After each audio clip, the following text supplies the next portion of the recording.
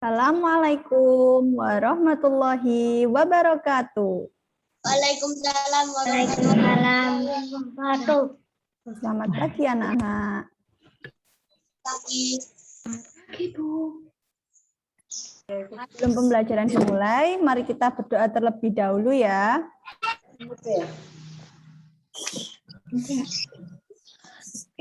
A'udzu billahi minasyaitonir rajim. Bismillahirrahmanirrahim. Alhamdulillahi rabbil alamin. Ar-Rahmanir-Rahim. Maliki yaumiddin. Iyyaka na'budu wa iyyaka nasta'in. Ihdinas siratal mustaqim. Siratal ladzina an'amta 'alaihim ghairil maghdubi 'alaihim waladdallin. Rabbighfirli amin. Rabbishrah li sadri wa yassir li amri wahlul 'uqdatam min lisani yafqahu qawli. Qalu subhanaka la ilma lana 'allamtana innaka antal alimul hakim. Asyhadu an la ilaha illallah wa asyhadu anna Muhammadan rasulullah. Raditu billahi wa bil islami wa bil qur'ani imama wa bi Muhammadin wa rasula. Rabbi zidni warzuqni fahma wa tammimu lana bil khairat. Rabbana atina fid dunya hasanah wa fil akhirati hasanah wa qina adzabannar. Allahumma akhrijna min dhulmatil wahmi wa akrimna bil waftah alaina bima'rifatin wa sahhil lana abwaab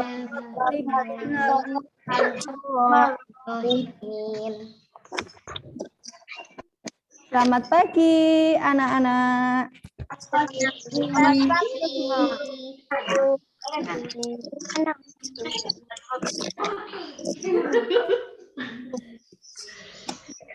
Mari kita apa sih Pak?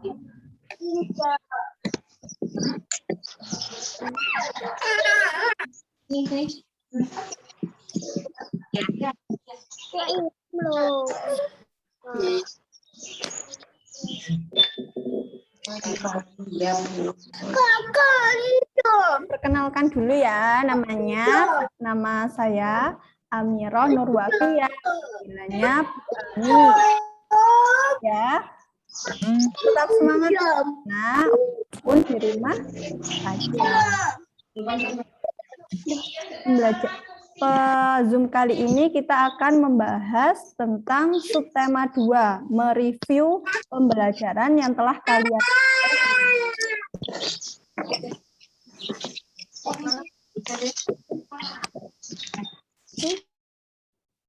Mutu. Apa ini? Nah, kita yang pertama kita akan membahas tentang PKN, yaitu kerjasama dalam keberagaman. Nah, kerjasama itu apa sih, Bu? Kerjasama adalah merupakan kegiatan yang disepakati bersama untuk mencapai suatu tujuan. Nah, manfaat dari kerjasama sendiri yaitu meringankan pekerjaan, membuat pekerjaan menjadi cepat selesai, meningkatkan rasa persatuan dan kesatuan, dan memupuk rasa tolong-menolong. Kalau kita mengerjakan sesuatu yang berat bersama-sama, itu menjadi ringan.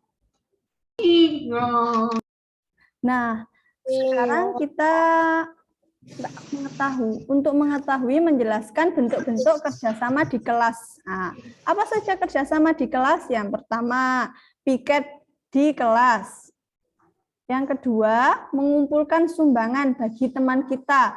Misalnya teman kita sedang sakit, atau ada yang sedang kesusahan, ataupun sedang kehilangan sanak saudara.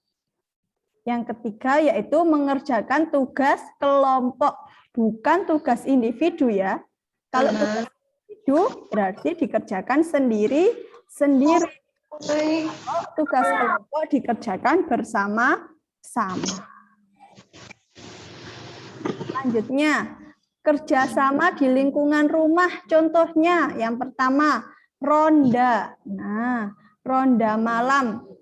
Yang kedua, kerja bakti. Kerja bakti itu misalnya ada sampah yang tersumbat di selokan, maka diadakan kerja bakti. Yang kedua, memperbaiki jalan. Yang ketiga, memperindah taman. Yang ketiga, gotong royong menolong warga yang sedang mengalami musibah. Yang keempat, persiapan hari kemerdekaan. Nah, ini sudah dekat-dekat ya. Tapi karena sekarang masa pandemi, anak-anak tetap di rumah saja ya, dijaga kesehatannya agar tetap bisa melaksanakan tugas sekolah, bertemu dengan orang tua dengan keadaan sehat walafiat. Yang kedua, di sini akan membahas tentang gagasan pokok dan gagasan pendukung. Nah, apa sih gagasan pokok itu? Gagasan pokok adalah topik yang dibahas pada suatu teks. Nah, gagasan pendukung adalah uraian atau informasi tambahan pada suatu bacaan. Jadi gagasan pokok itu yang utama. Nah, gagasan pendukung itu yang menjelaskan gagasan pokok. Misalnya, nama saya Amirah Nurwafiah. Nah, gagasan pendukungnya seorang guru, lalu guru di kelas 4C, guru tematik. Nah, itu namanya gagasan pendukungnya. Gagasan pokoknya adalah saya Amirah Nurwafiah. Nah, sekarang selanjutnya, cara menentukan gagasan pokok bagaimana, Bu? Yang pertama, kalian harus membaca teks dengan cermat. Dengan cermat itu harus tepat. Ya. Yang kedua, cermatilah kalimat pertama hingga kalimat terakhir pada setiap paragraf. Yang ketiga yaitu temukan kalimat utama dan kalimat penjelas dalam suatu paragraf. Contohnya bagaimana, Bu? Batik merupakan kain tradisional Indonesia. Kain batik dihasilkan dengan cara dilukis atau dicetak menggunakan malam, lilin yang dipanaskan malam itu. Kain batik berasal dari Pulau Jawa.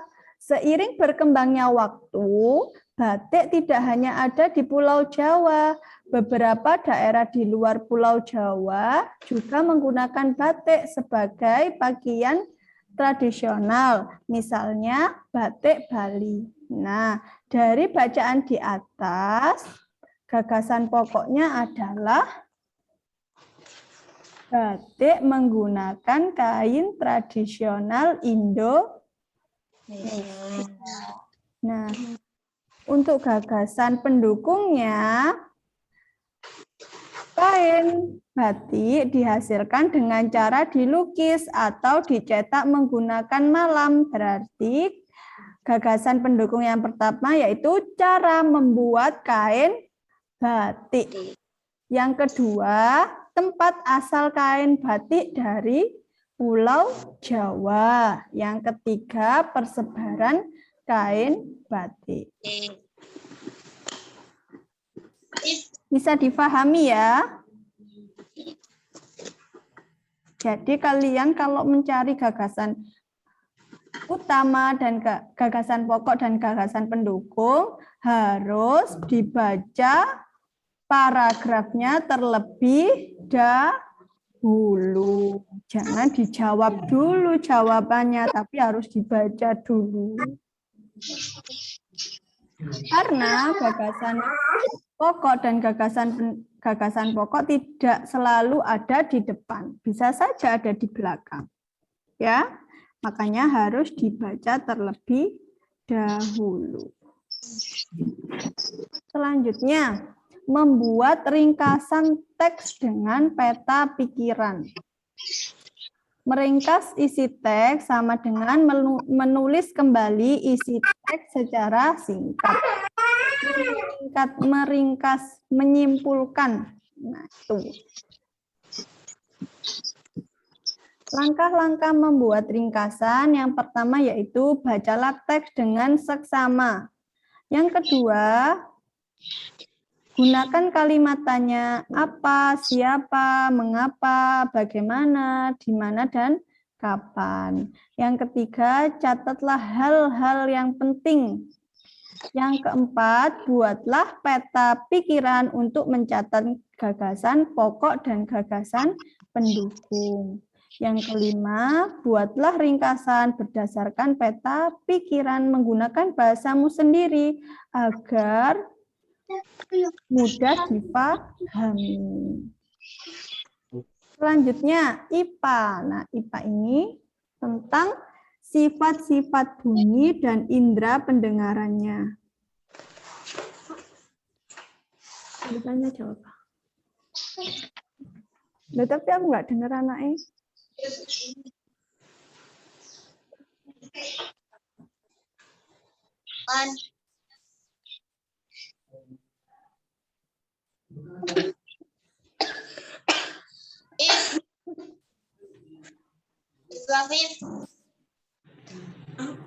Sifat bunyi dan indera pendengarannya. Indera pendengar kalian apa? Telinga. Indera pendengarannya namanya apa? Telinga. Telinga. Benar sekali. Nah, cara menghasilkan bunyi pada benda disebut sumber bunyi. Nah, gitar, sumber bunyinya dari mana?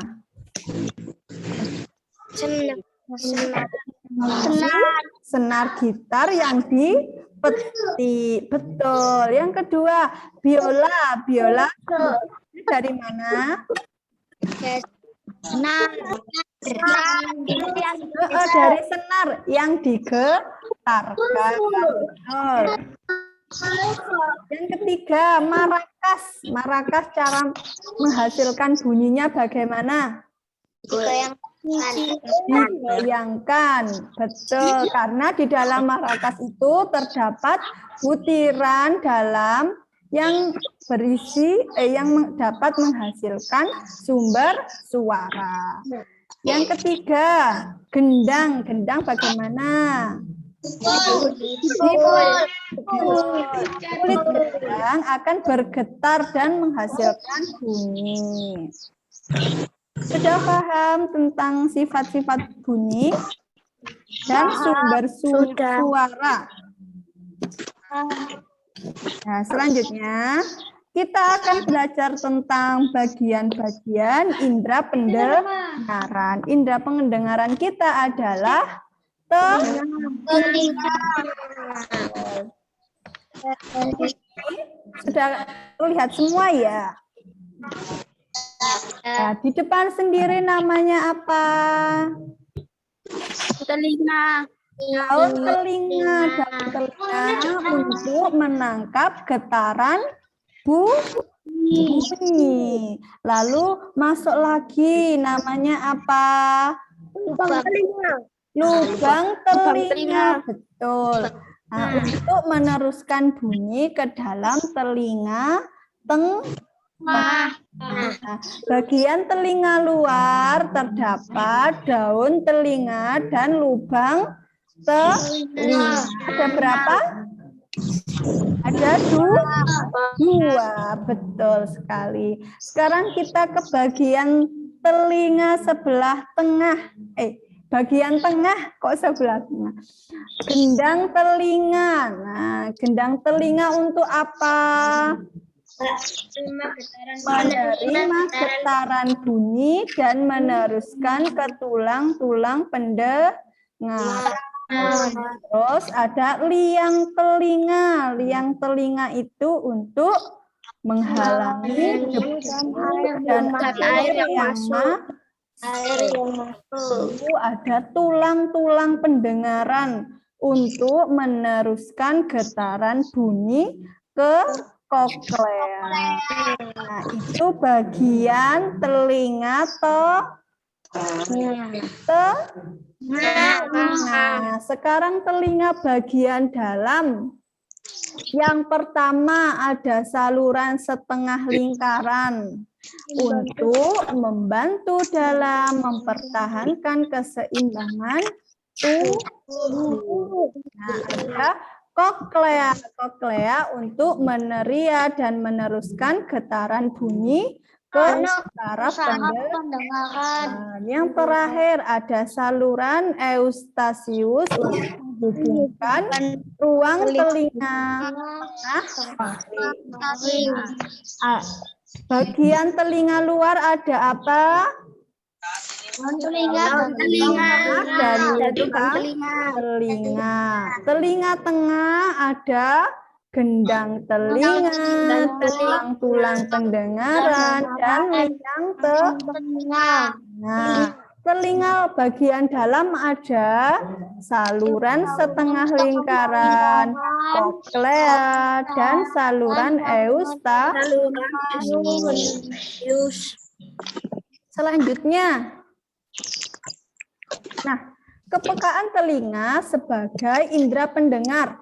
Telinga manusia dapat mendengar bunyi dengan frekuensi 20 sampai 20.000 Hz. Nah, itu namanya apa?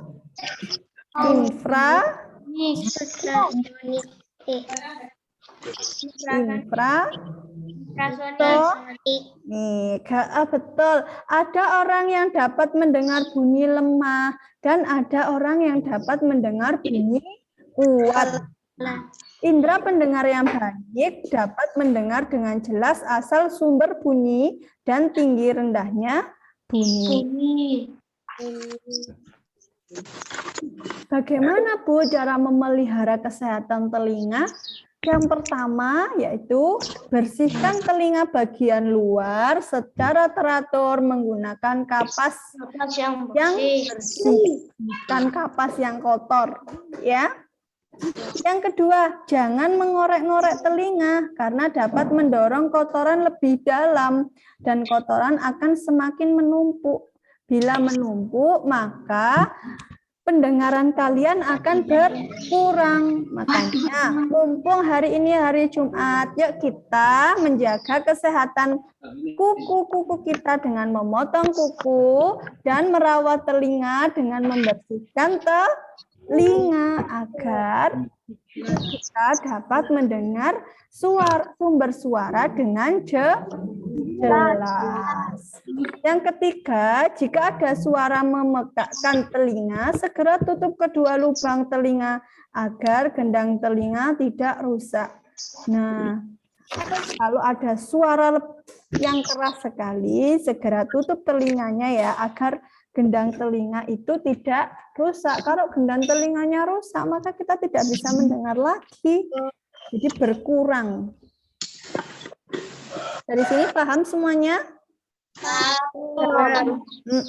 Selanjutnya, IPS, materi IPS adalah keragaman agama di Indonesia. Ada berapa agama di Indonesia? Nah, yang pertama Islam, yang kedua Kristen, yang ketiga Katolik, yang keempat Hindu, yang kelima Buddha, dan yang keenam Konghucu. Nah, agama Islam kitab sucinya apa? Al-Quran. Tempat ibadahnya apa? Masjid. Hari besar keagamaannya apa? Idul Fitri, Idul Adha, Maulid Nabi, dan Isra. Selanjutnya, agama Kristen, kitabnya apa? Alkitab. Tempat ibadahnya apa? Gereja. Hari besarnya hari Natal, hari Jumat Agung, hari Paskah, dan kenaikan Isa Al-Masih. Selanjutnya agama Katolik. Sucinya apa? Alkitab. Tempat ibadahnya apa? Gereja. Hari besarnya apa? Hari Natal, hari Jumat Agung, hari Paskah, dan kenaikan Isa Al-Masih. Jadi Kristen sama Katolik itu hampir sama ya. Selanjutnya, agama Hindu. Kitab sucinya apa? Weda. Tempat ibadahnya Pura. Hari besar keagamaannya hari Saraswati dan hari Pagerwesi. Nah, agama Hindu ini banyak sekali di mana? Bali. Betul, pintar sekali. Selanjutnya, agama Buddha, kitab sucinya apa? Tripitaka. Tempat ibadahnya Vihara. Hari besar keagamaannya hari Waisak, hari Asada, dan hari Katina. Ini yang kalian sering dengar yaitu hari Waisak. Ya kan? Ya, selanjutnya agama Konghucu, kitab sucinya Shishujing. Nah, tempat ibadahnya Menteng. Hari besar keagamaannya Imlek dan Cap. Dari sini ada yang tanyakan? Dihafalkan ya. Selanjutnya, oh sudah selesai. Nah, kita tadi sudah membahas tentang apa saja PKN-nya. Tentang kerjasama dalam keberagaman. Yang pertama, kerjasama di keluarga. Yang kedua, di sekolah. Yang ketiga, di masyarakat. Pintar sekali. Lalu bahasa Indonesia tadi kita belajar tentang gagasan pokok dan gagasan pendukung. Gagasan pokok ada berapa? Satu paragraf? Satu. Kalau gagasan pendukung ada Wah. Ada banyak, tergantung kalimatnya. Kalau kalimatnya ada 4, berarti gagasan pendukungnya 4. Kalau kalimatnya ada 3, gagasan pendukungnya ada 3. Ya. Ya. Untuk IPA kita belajar tentang apa? Tentang sifat-sifat bunyi dan indera pendengaran. Sifat bunyi dan indera pendengaran. Indera pendengarannya namanya telinga.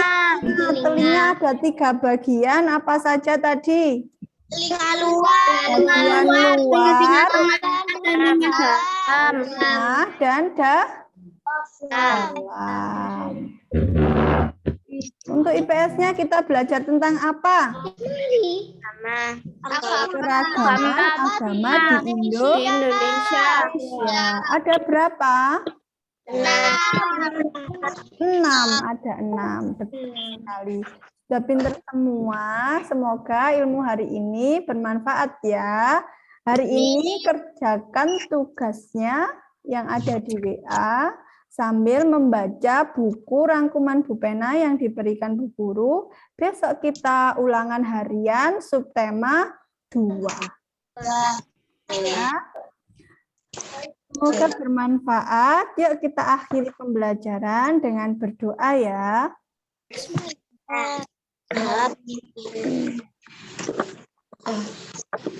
Bismillahirrahmanirrahim. Wal asri innal insana lafi illal ladzina amanu wa amilus sholihati wa tawasaw bil haqqi wa tawasaw bis sabri. Allahumma inni kama alamtanihi fardudhu ilayya inda hajati ilaihi walakum ya rabbal alamin. Jangan lupa jaga kesehatan kalian ya, tetap di rumah aja. Dan jangan lupa menggunakan masker. Semoga bermanfaat. Wassalamualaikum warahmatullahi wabarakatuh. Waalaikumsalam warahmatullahi wabarakatuh. Dadah. Semua. Dadah. Assalamualaikum.